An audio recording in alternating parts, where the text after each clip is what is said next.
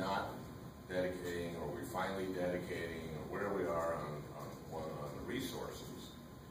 And two, are we basically feeling one way about if we're saying that's the goal and no, our society, our country must lead in this world, and we must be fully wired, and everybody must have it just like they must have electricity and should have telephone service. And then on the other hand, are we saying, but the only way to do this is we have to do it through engaging private enterprise and making models so this is profitable for somebody. That's the way we get things done in America. We do public-private partnerships. And is that one, either creating barriers, or is that creating hurdles that need to be overcome, but that's healthy in terms of doing this in a more efficient way? Is that a posed question that makes any sense? Yeah. Does anyone have? Well, if you look at, you brought up rural electrification, and that's used a lot in getting broadband out. And if we're going to get broadband to the last 8%, it's going to have to be, in my opinion, a model like that. But if you look at that system 70 years ago, it was a build it and they will come for electricity and telephone. And that's not the case anymore, because telecommunications is the only competitive utility we have. So we're going to have to keep that in mind. Say that again, because I'm not sure at all. Telecommunications is the only competitive utility. There is no competition in electric, there's no competition in gas or water, but there is competition in telecommunications. So that has to be factored in as this change. And you mentioned standalone support for broadband. I mean, my members, including BevCon, we have to sell a telephone in order to get universal service support to deploy broadband. Well, that's something that we need to focus on. Yep, but that's an interim solution. The long-term solution is a CAF system for rate of return carriers, or the non-CenturyLinks and bigger carriers. And that's going to move the needle on getting broadband to the rural areas. But the problem is that the contributions into the universal service support system come from landline telephone subscribers, and they're becoming less and less of those. So as part of USF reform, we're going to have to fix the contribution part of that. So broadband consumers are going to have to pay just like telephone consumers used to have to pay. And so that has to get fixed. And then we need to move it to a permanent, sustainable model. There was an article, and I meant to bring it with me and I forgot, that was talking about how investments in broadband and capital investments are going down because of the uncertainty of the Universal Service Fund. And we're finding that to be true in Minnesota. So once we can get a stabilized Universal Service Fund that we can deploy. Stabilized in the sense of where the funding is coming from. Where the funding is coming from, and then also that we know how it's going to be distributed. And that is about what that's about. That's about broadband. It's about, in other words, being able to, because the USF was founded to make sure that everyone had phone service.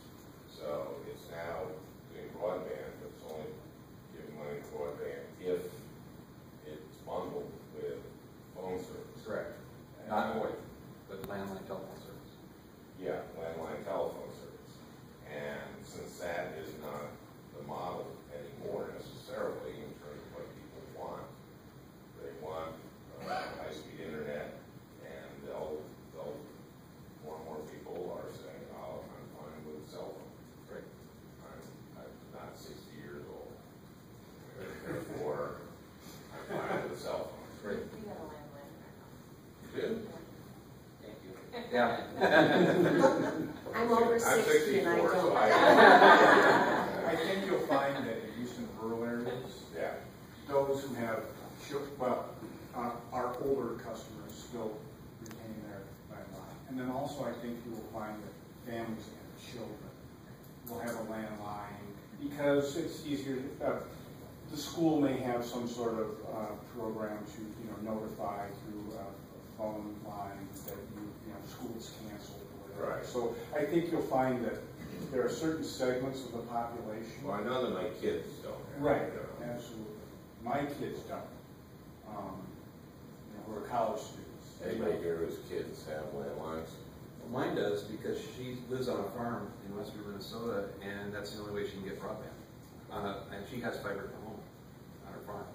So she has to have that in order to get the USF support. And so you've done a lot of work in advocating, and your staff is fantastic to work with on advocating and pushing the FCC to get them to where they need to go.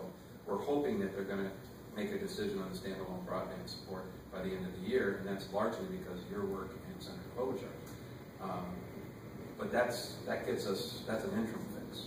And so when we get to the long-term fix, I think that's where your effort is going to be most beneficial to Minnesota. Now, having said that, this needle is slowly moving. Every 6 months, we're getting better at broadband deployment. What's happening at the state, and the state's role, in my opinion, with their broadband grant program, is to move that needle faster. And our goal is to get it to everybody. And that's going to happen all by itself, because networks are being upgraded all the time, and the federal government is providing certain the resources to do that through the CAF2 program, and then hopefully someday for a CAF rate of return company. And the state's role, in my opinion, is to move that faster. And Senator, this is one of those areas where, surprisingly enough, the municipals are in total agreement with the telephone providers. We've long felt that broadband should support the spread of broadband, which means you get a universal service fee on any broadband connection. That's the only way to make a stable fund, and that fund is going to have to grow. It can't be segmented the way it is now. Correct. And how doable is that? That funding coming from, instead of from phone service, from broadband, from internet service? Because one of the things that people routinely say is no tax on the internet. Exactly. And, one of the initiatives that we're trying to, and the Senate passed it overwhelmingly a few years ago, we haven't gotten it done, is to make people pay the sales tax they legally have to pay when they buy something online. And trying to explain to people that that's not taxing the internet, it's hard enough as it is, without actually taxing the internet. Exactly. It's very hard to explain to you that you're not taxing the internet if you're taxing the internet. When you're doing what Joanne's talking about, you're putting a USF charge on the pipe, not on the content, and separating that discussion out. That we're talking about the pipe, not the content. So I'm all for not taxing the content, but putting a USF charge on that is the only way we're going to deploy the pipe. Well, the FCC is well aware that they need to do contribution reform, but it's a political complicator for exactly the reasons that you've outlined. I've talked to a lot of. But that's never stopped anything. Yeah. That makes sense. Right. Well, I think they've laid the foundation. Sarcastic. They've Just so you know. They've laid the foundation by deciding that broadband is no longer an information service, but a telecommunications service under Title II. So treating broadband service the pipe, not the content, the same way that you treat a telephone line makes more sense and may become more palatable, but I don't think we'll see it until after the election cycle for sure. I mean, they've talked about it over and over again. They've capped the fund, which is difficult. They put a lot more obligations on existing recipients of high-cost support, telling them they had to build out broadband with no more money, which is... You know what worries me when I hear that we won't do that until after the election, is that the election cycle has become perpetual. Right. And so I've heard that before. We're not going to get the tax reform done until after the election. And then which election? Oh, the election. I was like, okay. In other words, we'll never get it done. And it's like, I mean, it is very frustrating because I've heard a lot. We're not going to get this done until after the election.